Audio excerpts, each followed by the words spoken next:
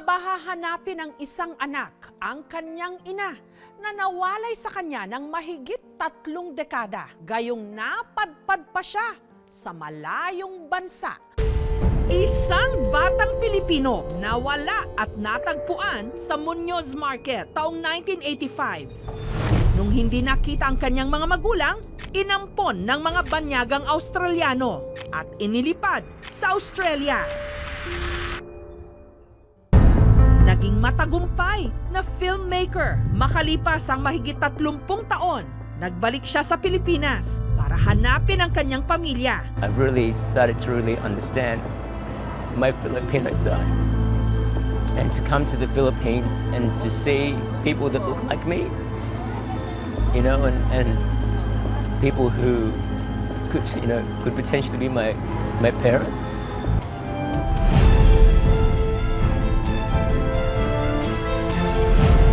Parang pamilyar ah. Meron na din ako niyan eh. Maliit pa siya. Ito siya yun. Kaya lang nakatalikod siya. Siya na po ito eh. Siya po ito. Gusto ko na pa makita. Are you Jojo?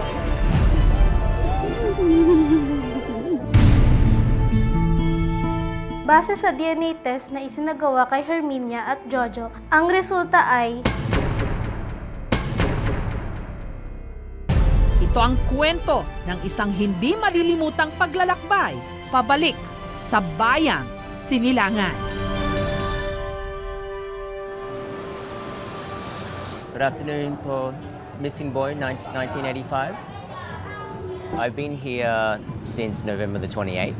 I've been prepping for this trip about a month ago. My main objective for this trip is to try to find my biological parents. My memories of my parents was that my dad was a jeepney driver and my mother was a dressmaker. My memories of my mother was visiting her factory and playing with the thread. And my memories of my father weren't much, but all I remember was that he would smoke. One day I stole some of his matches and I went into my room and I lit the paper, and next thing I know, the whole wall and the bed caught on fire. My next memory from that was went downstairs, couldn't find my parents.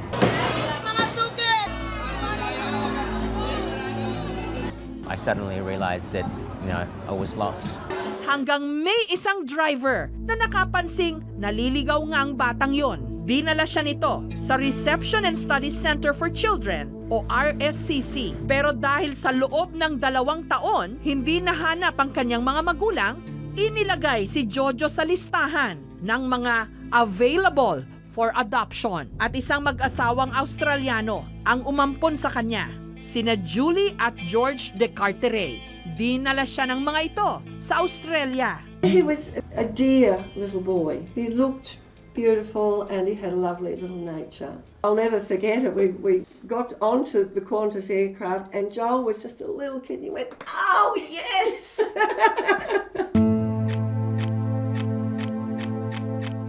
I've grown up all my life really asking myself, who am I?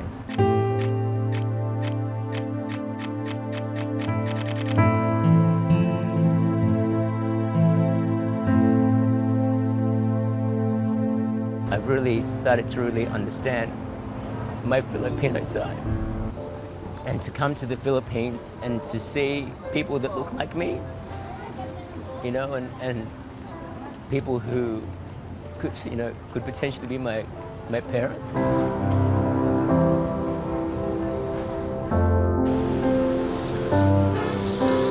Sa paghahanap ni Jojo sa Muñoz Market, nakilala niya ang mag-asawang Dante at Vicky na nawalan din daw ng anak noong dekada 80. I look like him. Yes. Yeah. There is a similarity. Similarity. May luksyo ng dugo. Nung makita ko siya, kaya ang pagdating ko, yun na nga, yung nailang ako. Iba yung salita niya eh. Nung nakita ko, umiyak talaga ako.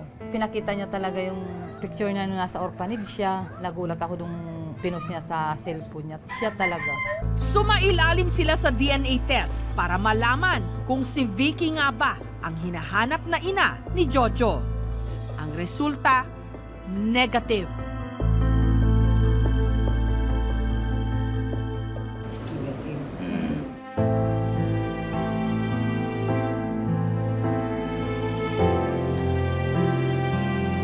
Matapos maiere ang unang bahagi ng istorya ni Jojo, nakatanggap kami ng larawan ng babae na nagsasabing ito ang tunay na ina ni Jojo, si Herminia o Linda. Gayunman, ang nagpadala ng litrato, wala na ring ideya kung nasaan ito. Do you remember her?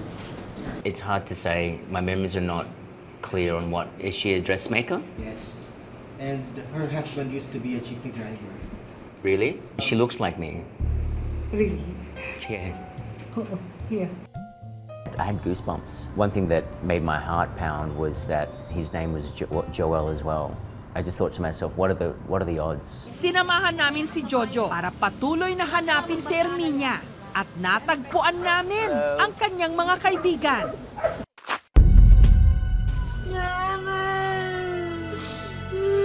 May palatandaan din sa kilay na nahulog sa sagdan. Mula nung ipinanganak, talagang nasubaybay na namin siya. Talagang close kami sa mother niya.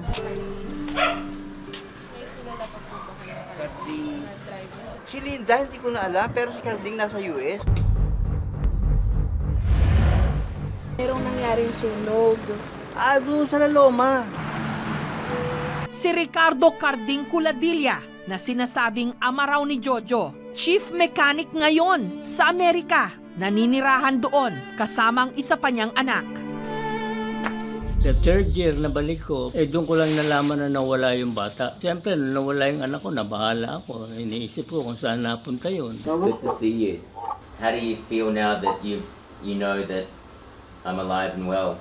Of course, I'm happy. I'm trying to find the memory so many years. Keep coming back there to the place that your mom's with you. I talk on the people sometimes there. All the people there in that place is different. I was a kid, I was meet you. Sorry.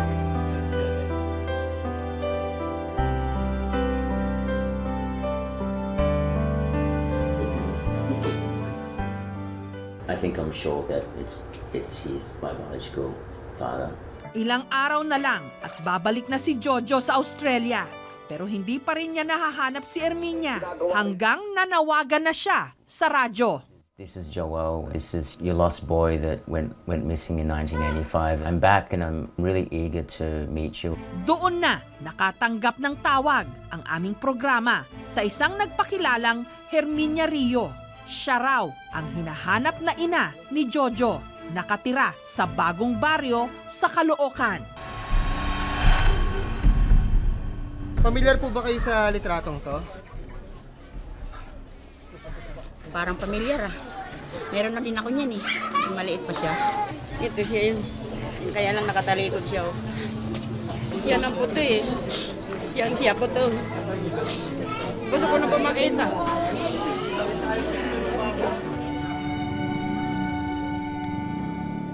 Napanood ko yung interview ni Joel sa Jessica Soho. May dumating na dalawang mag-asawa. Tapos siniyakap pa nga siya eh. Kaya hindi ko na iniisip. Sabi niya kanina sa akin, meron ako narinig na nananawagan, Joel ang pangalan. Parang tugma doon sa anak mo eh. Sabi ko, ba't naman ngayon mo lang sinabi sa akin?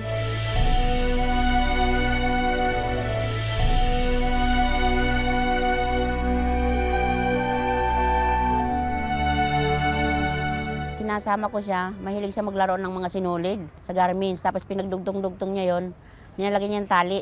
Tapos nilalagyan niya sa klitan niya.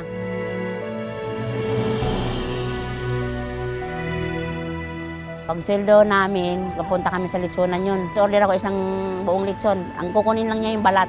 Kaya yung litson yun, hindi ko tinitingnan yun eh. Kasi naalala ko sa kanya yun, kinakain niya yung balat. Lagi ko siyang sinasama sa trabaho. Kaya lang yung araw na yun, hindi ko nasama siya dahil tutulog pa siya.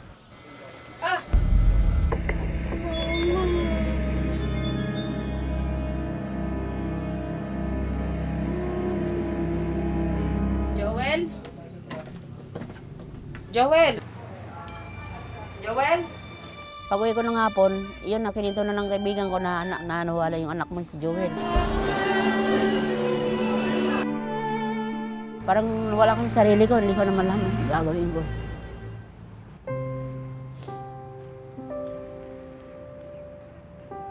Wala na ako ng pag-asa.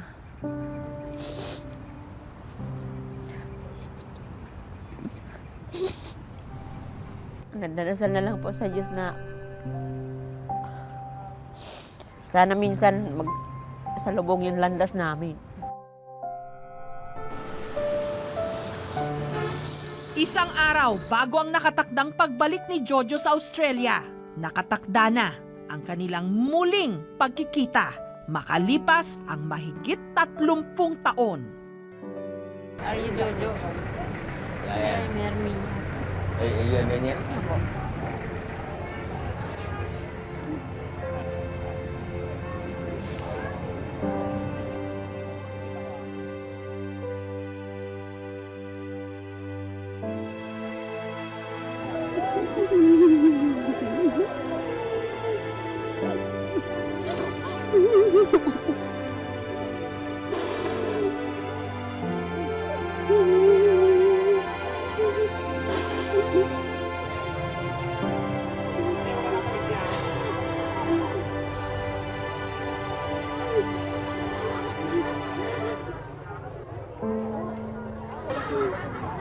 Are you okay? I've missed you. I've missed you.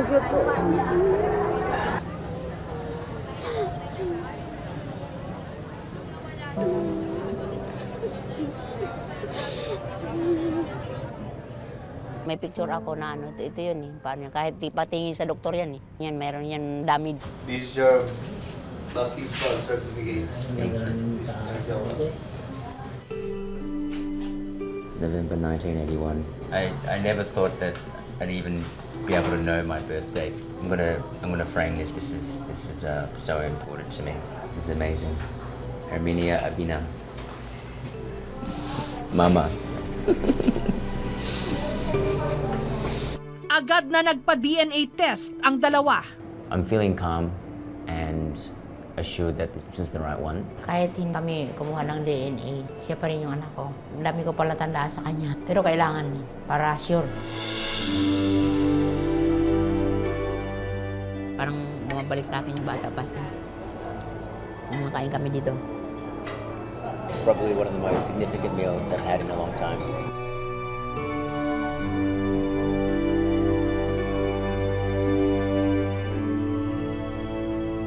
Dear Mama, I'm so glad we found each other after all this time. Please don't be sad that I'm leaving. I'll be back very soon to spend more time with you and the family. With all my love, your son Joel.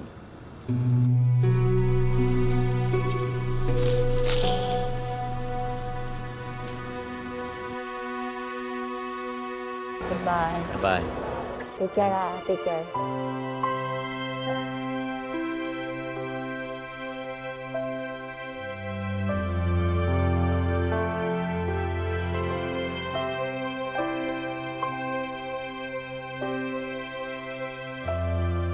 Lumabas ang resulta ng DNA test kina Jojo at Herminia. Base sa DNA test na isinagawa kay Herminia at Jojo, ang resulta ay positive. Bumalik ng Pilipinas si Jojo. Sa pagkakataong yon, kasama na ang kanyang adoptive mother na si Julie. She is Joel. It's your mama. No. So many. Oh.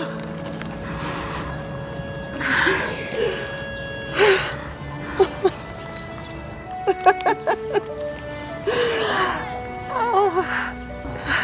So wonderful to be here. Thanks for taking care of my son. Oh, he's missed you. I really appreciate it. Oh. Isang anak, dalawang ina. Thank you very much. Oh, it's been my pleasure. My absolute pleasure. Your boy has given me so much joy. Oh, this is a happy day. This is a happy day. These are for you.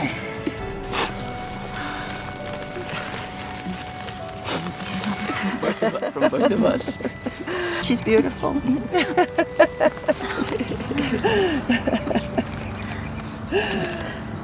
I look more like my mother, don't I? Which mother?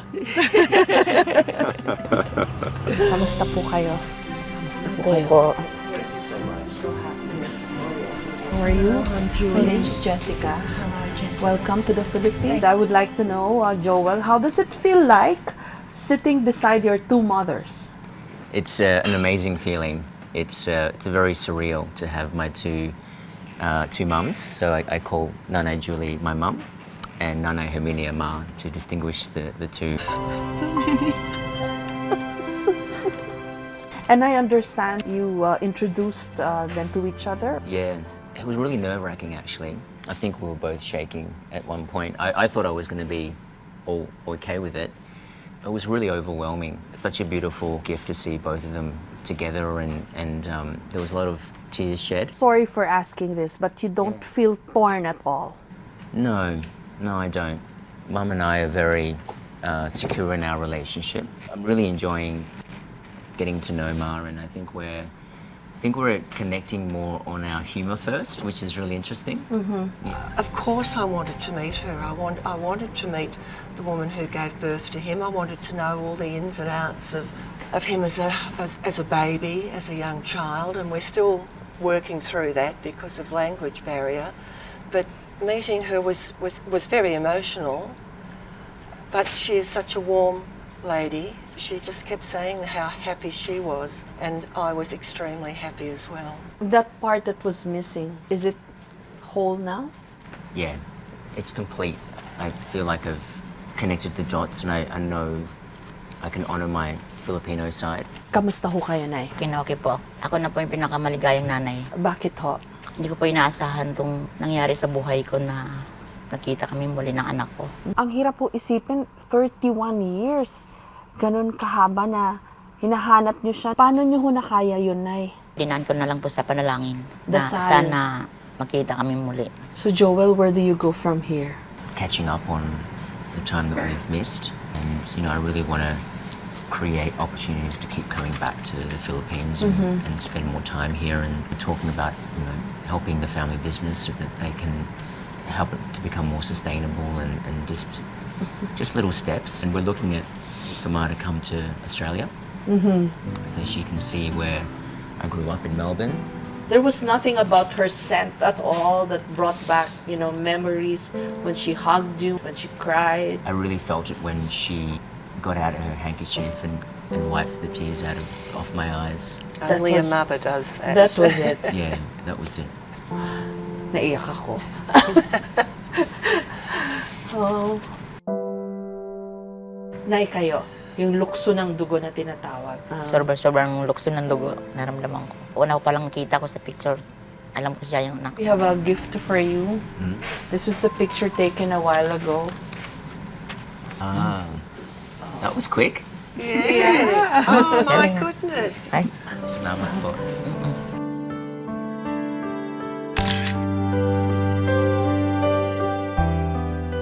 Don't lose hope. Don't ever feel defeated. Don't ever think it's impossible. Because if your heart and your will is in the right place, Are you Jojo? I'm Hermin.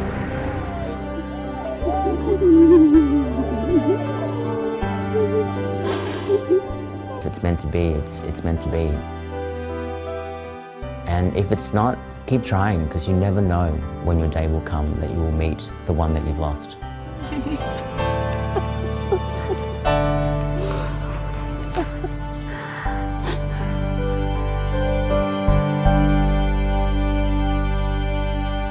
Thank you so much mga kapuso. Kung nagustuhan niyo po ang videong ito, subscribe na sa GMA Public Affairs YouTube channel. Don't forget to hit the bell button for our latest updates.